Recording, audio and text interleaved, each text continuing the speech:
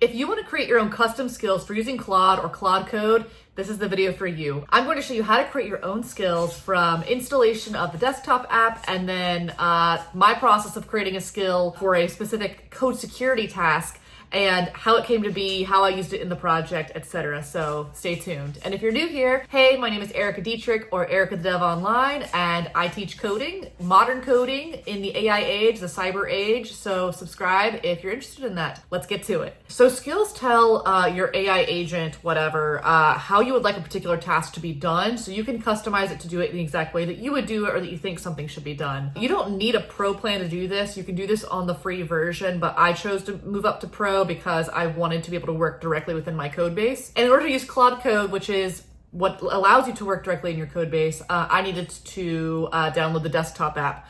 So that's what we're showing here is installation of that desktop app for Mac OS. Now, I'm not gonna lie, I don't know how I felt at the time about using this desktop app because I just kind of like doing everything within my developer environment, like as an extension or something. But this is the desktop app, and you can see at the top it can toggle between like chat, co-work, and code. We're gonna be using Claude Code for the most part today, although you can create a skill in the chat area. We go to customize, and you can see that you have the option to browse apps, skills, and plugins. Click on any of those and it lets you kind of explore the directory of built-in ones created by Anthropic themselves. One of them is Skill Creator, right? So you can see at the very top, Skill Creator is already installed. That's why I have the little settings icon and not a plus sign. I've went ahead and installed that because this skill is actually required to create other skills. As you can see, you can also filter by a few other things, but there's not that many built-in skills that are shown here. If we click into Skill Creator, this is a description of what that looks like and what it does. It gets detailed. These skills are just prompts, right? They're really just additional system context. So it's showing you what the system context is provided by Skill Creator. You want to make sure the skill's enabled, and you can hit that plus sign, create skill, create with Claude. Don't hit write skill instructions, at least when you're starting out. I read that that's a really manual, unnecessary, and perhaps inferior way of doing things. But when we go into the chat or into Claude Code, we're going to call that Skill Creator skill using a / skill creator. And then you put in the prompt. In this case, I wanted to create a skill that ensured that sensitive information is called from a .env file in Python rather than being hard-coded. So you can see, oh, great, I have the skill creator instructions. It basically initially came up with an idea of what this skill should look like. And you can see I did this all in chat, but I probably should have done it in actual Claude Code so that I could test it against code at the same time. But on the right is the progress of that developed skill in that tiny skinny window. And the center is where it's kind of continuously communicating with me about, hey, this is how the skill is supposed to operate. This is what you can expect. And me in the chat, what you see now is me continuously modifying the skill. So I'm not just generating the skill via a single one-shot prompt and then using it. I'm reviewing what AI is telling me this does and its description of the skill, and then I'm asking for additional modifications based on that so that it actually reflects what I want it to do and what I think someone would do in real life, a real life developer would do.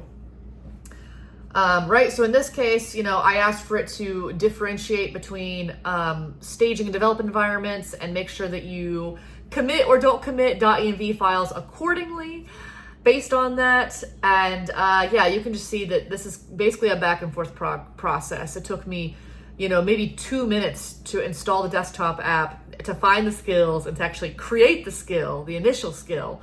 But the real work afterward is in just continuously fine-tuning it here. I will say that the initial skill that it created was like a pretty solid skill. It did mostly do what you would expect. However, it didn't have the domain expertise I had, and it was missing certain attributes that I wanted to have. It wasn't collecting all of the sensitive information that I wanted to collect. It wasn't treating the .env files exactly how I'd want them to be treated. So again, reviewing it is very important. I also opted to have it create a document that explains this skill because I was sharing this with other people and I wanted them to have a sense of exactly what it did, especially since not everyone is familiar with skills. So that was pretty cool. I found that very useful. And I had Anthropic or Claude continuously update that document every time I kept making changes to that skill. Now this document is just for me, right? This is just something local. This is not part of the skill file that you can see it's creating here down at the bottom that you can download. It's saying open in Pages, but you're able to download the skill. And that is the point, right? It's not just, oh, hey, I'm creating this skill for myself. You can also share these skills with other people. Now, I don't share that in this video because it's fairly simple to do, but if you're part of an organization, you could actually physically share, or not physically, but you could indicate exact email addresses you want to share that to within an organization. But in my case, I downloaded the file and I uploaded it to GitHub. That way anybody else can download it from my GitHub and upload it as a skill imported into Claude. So this is an example code base where I was testing the skill. Actually, I ended up vibe coding another one. But you can see where security examples, that folder is where I've indicated, hey, I want this skill to run on this project right now. I've made sure that the skill's created. It's enabled up at the top right with that little toggle. And I'm like, okay, description's good. Let's go ahead and test this out. Security examples is the folder that I'm running this on, and I'm using plan mode for this because I want to single-handedly approve each and every step it makes before it makes it. I don't want it just editing files on its own. And I do the / to call my python-dotenv skill. You can see that I'm looking for it in the commands there, and it's actually not showing up the first time, but after I use it once and then I put -p afterward, it does show up after that. So all I did was call the skill. I didn't say anything else, and now it's asking me those initial questions that I asked it to in order to whatever, implement the skill correctly. And you'll also see that it's asking me, allow Claude to run search for Python files, blah, blah, blah. And it's asking my permission because I'm in plan mode for each one. Now, I wanted to include this in the video where I see, hey, why are you asking me to run a search for Python files for anything with just the word security in the file, right? Because in my head, that's sloppy. It's gonna collect a bunch of files that are not part of this folder. And basically Claude gaslit me and be like, I wasn't searching for security specifically. I was searching for all the Python files in your /security examples directory. And I'm like, no, biatch, this is where I see the grepping happening, and you're grepping for just security. And then when I shared that, Claude's basically like, oh, my bad, you're right, I was doing that. And that is sloppy. It'd be a lot more direct to just search for that direct directory. So yeah, basically, and I was kind of weirded out by this because this seemed like a really dumb mistake to make. So I just wanted to clarify, hey, if there was more than one folder with security in the name, how would you have handled that? I think that just directly querying for that directory makes more sense, or grepping for it.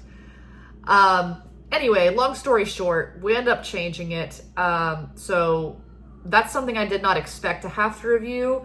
And apparently I was supposed to indicate to Claude how it should search my projects and folders for implementing this skill. Apparently that was my bad, but it's not something that they asked for when I created it, but something you can look out for now that I've made this video for you.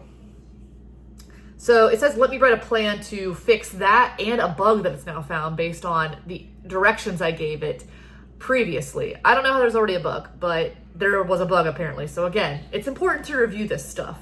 It proposes a plan, right? Or it's in the middle of proposing a plan. It's asking, Claude proposed a plan. Do you want to open the plan? Do you want to accept, reject? And so basically I'm sitting here and reviewing what it's doing first before just accepting it, right? And I essentially have to keep going back and forth a few times for just small modifications I want to make. But again, it probably took me maybe 30 minutes total, again, from installation to learning how to create the skill to modifying this particular skill before I got what I want. This was a fairly straightforward skill, so that might have played a role into not having to fine tune it a ton. But it's something that AI agents get wrong all the time somehow, even though it's like one of the most basic code security concepts. So here I am calling that skill again, now that I have this, again, folder in here, and we're gonna see what it does. It's using a bunch of tokens. It does mention that the old skill was probably cached when I tried to run it again. And so I did end up closing out Claude and restarting it to do the skill. I don't know if you have to do that every time, but because I did, I also went ahead and asked, GitHub Copilot, hey, create a network automation script that hard codes its credentials, because I wanted to test it against something that I actually teach to my audience on a weekly, daily basis, whatever. So here it is. You can see that it hard codes. Oh, actually, It didn't hard code all of it. It doesn't hard code the username and password initially, and I have to prompt it, hey, please make this really, really sloppy code. Okay, boom, I'm gonna accept that.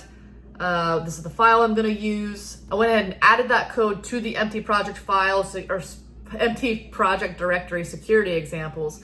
It says, great, now let me scan the code and run it, and I allowed Claude to run grep for hard-coded credentials. It's going. And it's letting me know, hey, I found the issues in connect using netmiko.py. I found 3 hard-coded values, username, password, and the host IP. And I went and checked the file, and those were the only 3 hard-coded credentials in there. Because again, we want to make sure it's actually catching everything that it says it's going to catch, especially if you plan on sharing the skill with other people. And it asked, do you want me to allow Claude to edit the file? And so I did end up allowing it to edit this since it was just a demonstration, and I was testing it. I don't know, I'm a little wary with things, anal. And it, again, asked for permission to edit and do anything else it wants to do as well, because I am in plan mode, and that's how I wanted it, right? You could just set it to a different mode and let it just do its thing. Don't recommend, especially for testing, right? Maybe you let it go on autopilot later when you're not testing the skill.